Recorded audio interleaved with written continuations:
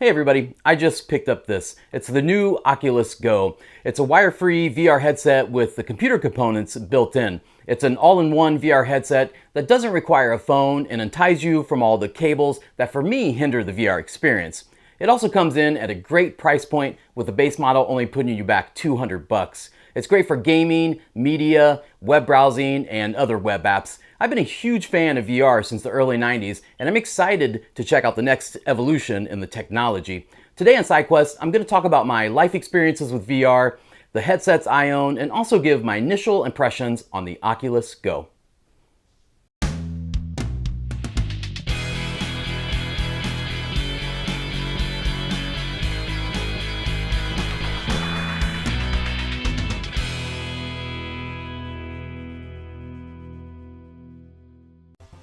For me, VR started in 1993 when I was attending my local community college, who put on a demo of the VR game Dactyl Nightmare, complete with a massive headset, gun glove, and a VR pod ring thing that you'd step inside to track your motion. In the game, you played against another player in a simplistic shooting match with a pterodactyl flying overhead that can randomly pick you up and drop you somewhere else on the map.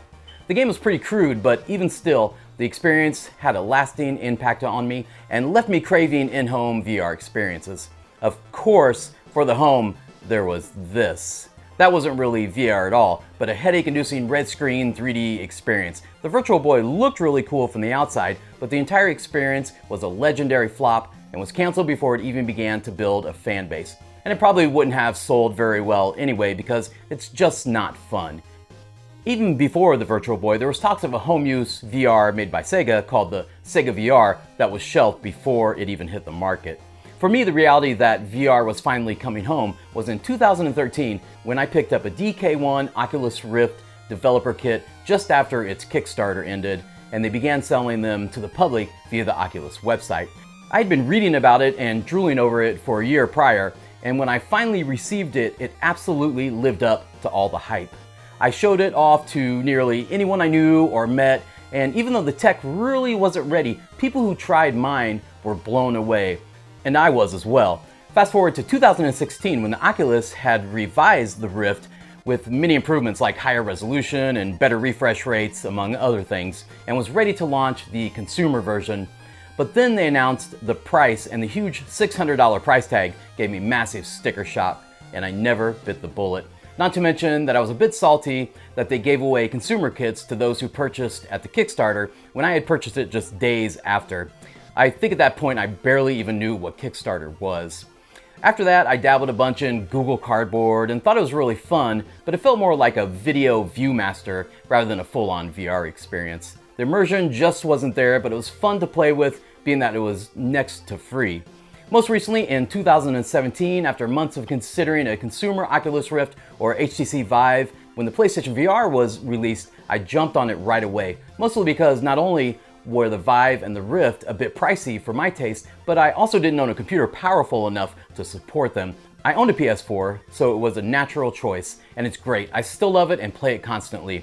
There's a great game library, the VR immersion is perfect, and there's always new cool stuff coming out on it all the time, and it works awesome with the Move controllers. I highly recommend picking it up, especially if you already own a PS4. However, the one downside to the PSVR is all the cables.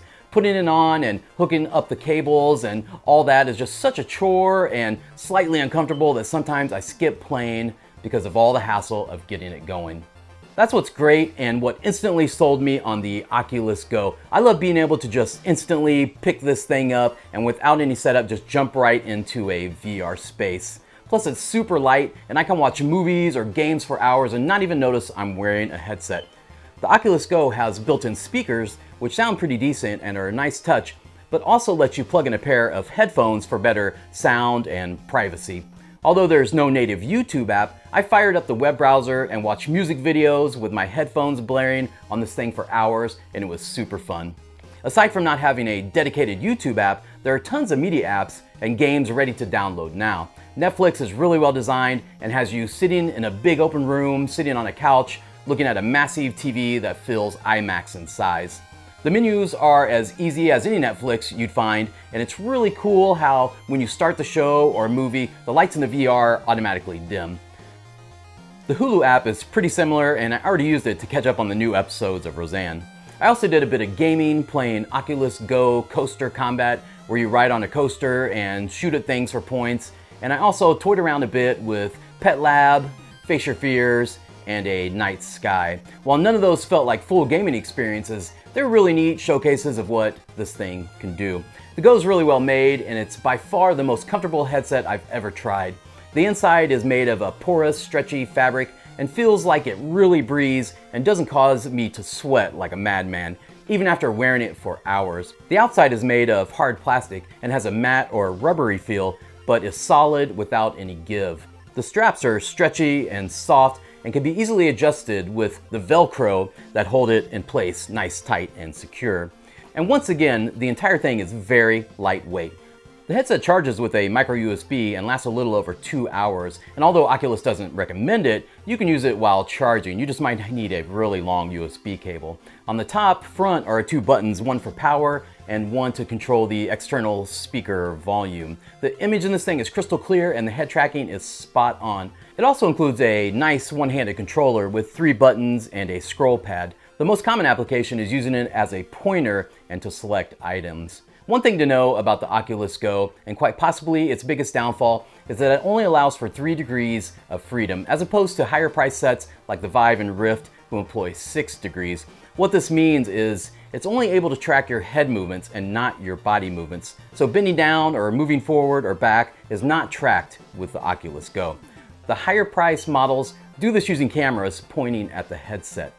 Another notable downside to the Go is if I look all the way to the right or left, I can often see the edges of the view. So it's definitely not fully immersive, but comes very close and doesn't bother me much. From what I can tell so far though, I'm pretty pleased with the Oculus Go. I'm already considering a second one for me and my son to mostly play VR chess in, Oculus's social app called Brooms. He loses our real-life chess pieces so often that the price I pay constantly buying new sets might quickly compare to the cost of a second Oculus Go. Oculus is hoping that with the ease of use and the small price tag to finally bring VR to the mainstream, and I hope they succeed because I think VR is very cool and I feel everyone should own a headset or at least give it a try or two. Anyway, with my short time with this new Oculus Go, I can already say I definitely recommend it and it's well worth the price. So yeah, do you have any plans of picking this thing up? What was your first VR experience?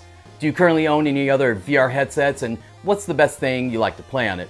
Let me know in the comments because I'd love to hear from you, and I'll catch you in my next video.